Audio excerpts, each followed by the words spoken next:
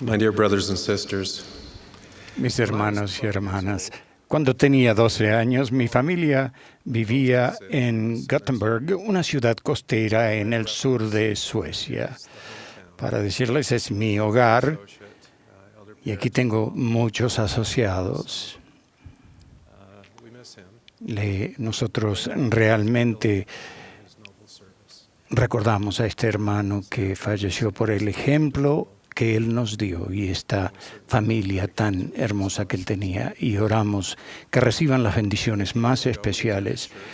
Hace 50 años atrás asistíamos a la iglesia en una casa grande remodelada. Un domingo mi amigo Stefan, el único otro diácono de la rama, me dio la bienvenida a la iglesia con algo de emoción. Fuimos a un cuarto adjunto a la capilla y él sacó un gran cohete y unos fósforos. En un acto de picardía juvenil, lo tomé y encendí la mecha. Intenté apagarla antes de que explotara, pero se me cayó cuando me quemé los dedos al intentarlo. Stefan y yo mirábamos con horror cómo ésta seguía ardiendo. El cohete explotó y el humo de azufre llenó la zona de ampliación y la capilla. Nos apresuramos a limpiar los restos y abrimos las ventanas para tratar de eliminar el olor, esperando ingenuamente que nadie lo notara. Afortunadamente, nadie resultó lesionado ni hubo daños. Cuando los miembros llegaron a la reunión, sí notaron el intenso olor. Era imposible no notarlo y distrajo la naturaleza sagrada de la reunión. Debido a que solo había 2 diáconos y en lo que podría describirse como un pensamiento de disociación, repartí la Santa Cena, pero no me sentí digno de tomarla. Cuando se me ofreció la bandeja, no tomé el pan ni el agua. Me sentía horrible. Estaba avergonzado y sabía que lo hecho había ofendido a Dios. Después de la reunión, el presidente de la rama, Frank Lemberg, un distinguido hombre mayor de cabello gris, me pidió ir a su oficina. Después de sentarme, él me miró con bondad y dijo que notó que yo no había participado de la Santa Cena. Me preguntó por qué. Sospeché que él lo sabía. Estaba seguro que todos sabían lo que había hecho. Después de decírselo, me preguntó cómo me sentía. Mientras lloraba, le dije con voz entrecortada que lo sentía y que sabía que había decepcionado a Dios. El presidente Lindbergh abrió un ejemplar desgastado de Doctrinas y Convenios y me pidió que leyera algunos versículos subrayados. Leí lo siguiente en voz alta: He aquí, quien se ha arrepentido de sus pecados es perdonado, y yo, el Señor, no los recuerdo más. Por esto podréis saber si un hombre se arrepiente de sus pecados. He aquí los confesará y los abandonará. Nunca olvidaré la sonrisa compasiva del presidente Lindbergh cuando levanté la vista, luego de haber terminado de leer. Con algo de emoción me dijo que sentía que estaría bien que yo volviera a tomar la Santa Cena. Cuando salí de su oficina sentí un gozo indescriptible. Tal gozo es uno de los resultados inherentes del arrepentimiento. La palabra arrepentirse conlleva darse cuenta luego e implica cambiar. En sueco, la palabra es omvänd, que simplemente significa cambiar completamente. El escritor cristiano C.S. Lewis escribió sobre la necesidad de cambiar y el método para ello. Observó que el arrepentimiento consiste en regresar al camino correcto. Una suma equivocada se puede corregir, dijo él, pero solo es posible hacerlo volviendo atrás hasta encontrar el error y calcular de nuevo a partir de ese punto. No basta sencillamente conseguir. Cambiar el comportamiento y regresar al camino correcto son parte del arrepentimiento, pero solo una parte.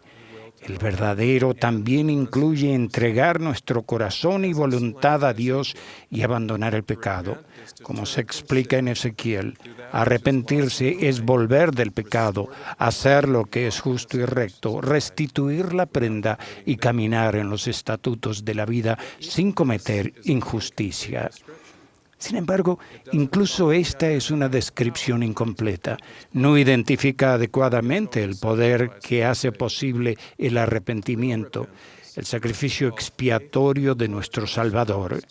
El verdadero arrepentimiento debe implicar fe en el Señor Jesucristo, fe en que Él nos puede cambiar, fe que puede perdonarnos y fe que nos ayudará a evitar más errores. Este tipo de fe hace que su expiación sea eficaz en nuestra vida. Cuando nos damos cuenta luego y cambiamos completamente con la ayuda del Salvador, podemos sentir esperanza en sus promesas y el gozo del perdón.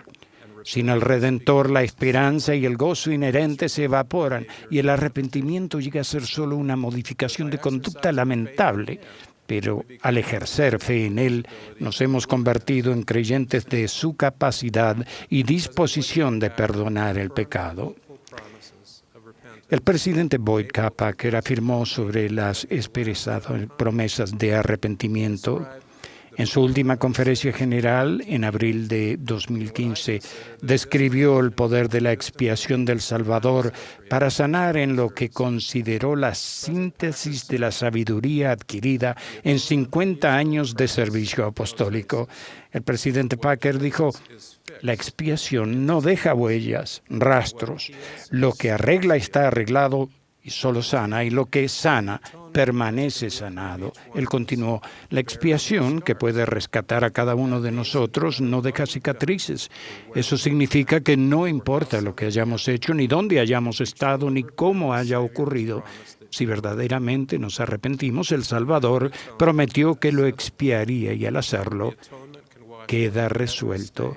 La expiación puede limpiar toda mancha sin importar cuán difícil sea, ni cuánto haya durado, ni cuántas veces se haya repetido. El alcance de la expiación del Salvador es infinita en amplitud y profundidad, pero nunca se nos impondrá.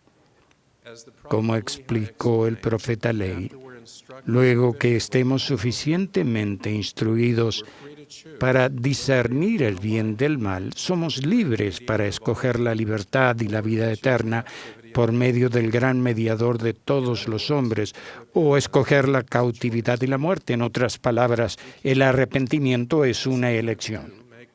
Podemos tomar, y a veces tomamos, diferentes decisiones. Tales decisiones tal vez no parezcan incorrectas, pero nos impiden llegar a arrepentirnos de verdad y detienen nuestra búsqueda del verdadero arrepentimiento. Por ejemplo, podemos elegir culpar a los demás. A los 12 años en Gothenburg podía haber culpado a Stefan. Al fin y al cabo, él fue quien trajo el cohete y los fósforos a la iglesia.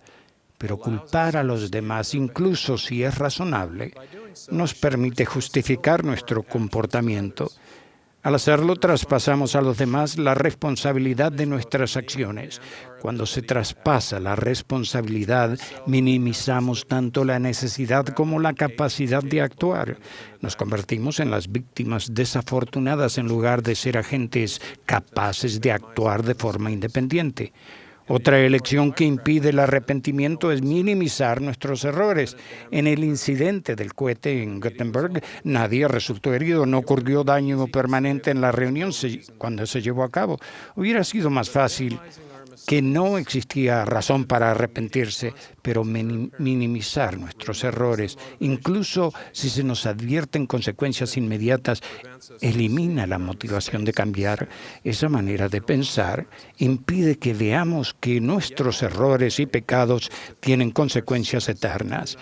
Incluso otra manera es creer que nuestros pecados no importan, porque Dios nos ama independientemente de lo que hagamos. Es tentador creer lo que el engañoso Nehor enseñó a la gente de Zarahemla, que todo género humano se salvaría en el postrer día y que no tenían por qué temer ni temblar, y al fin todos los hombres tendrían vida eterna. Pero esa idea seductora es falsa. Dios sí nos ama. Sin embargo, a Él le importa lo que hagamos. Nos ha dado directrices claras sobre cómo debemos comportarnos. Los llamamos mandamientos. Su aprobación y nuestra vida eterna dependen de nuestro comportamiento, incluso nuestra disposición de buscar con humildad el arrepentimiento verdadero. Además, nos privamos del verdadero arrepentimiento cuando elegimos separar a Dios de sus mandamientos. Después de todo, si la Santa Cena no fuese sagrada, no importaría que el olor de un cohete perjudicara esa reunión sacramental en Gothenburg. Debemos tener cuidado de ignorar un comportamiento pecaminoso al desautorizar o desestimar la autoría de Dios sobre los mandamientos. El verdadero arrepentimiento requiere que se reconozca la divinidad del Salvador y la veracidad de su obra de los últimos días. En vez de poner excusas, elijamos el arrepentimiento. Mediante el arrepentimiento podemos volvernos en sí como el hijo pródigo en la parábola y reflexionar en la importancia eterna de nuestras acciones. Cuando comprendemos cómo nuestros pecados pueden afectar nuestra felicidad eterna, no solo nos arrepentimos de verdad, sino que nos esforzamos por ser mejores. Y cuando afrontamos tentaciones, es más probable que nos preguntamos, según las palabras de William Shakespeare, ¿mas qué gano si obtengo aquello que deseo? ¿Soñar? ¿Un soplo? ¿Espuma de un mal furtivo gozoso? ¿Por gozar un minuto o llorar una semana?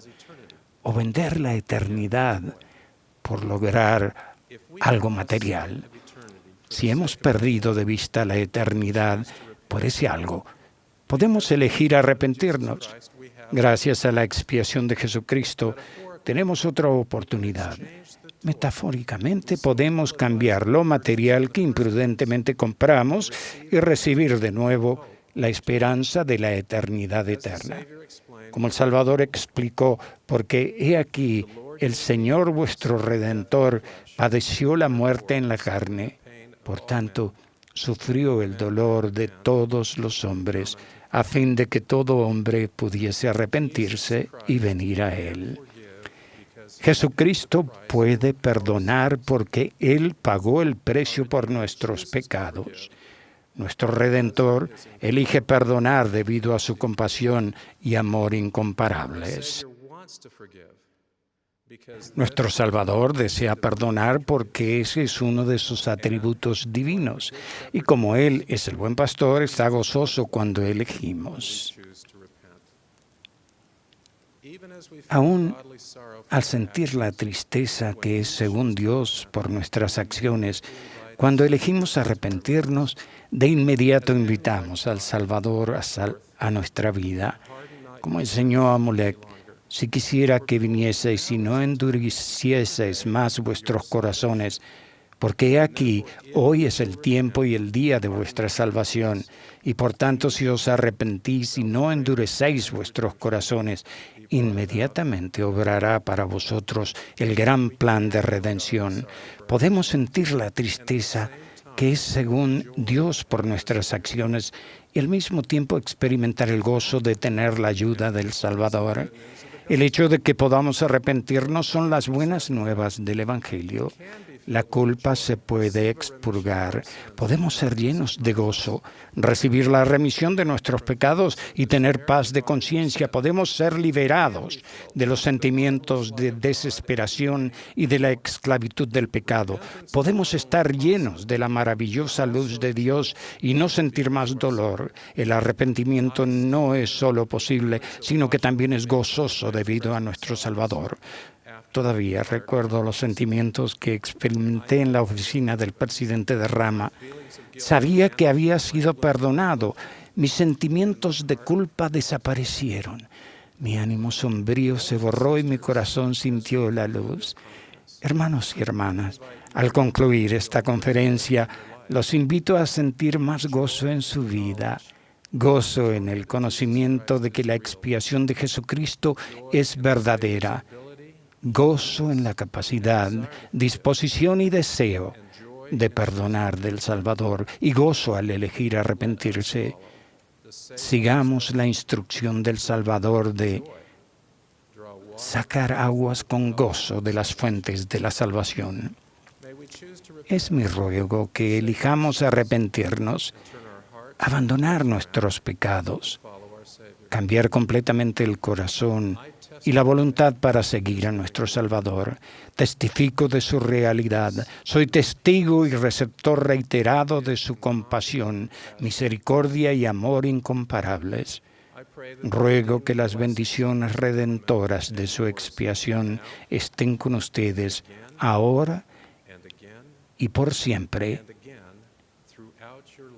en toda su vida, como lo ha sido en la mía.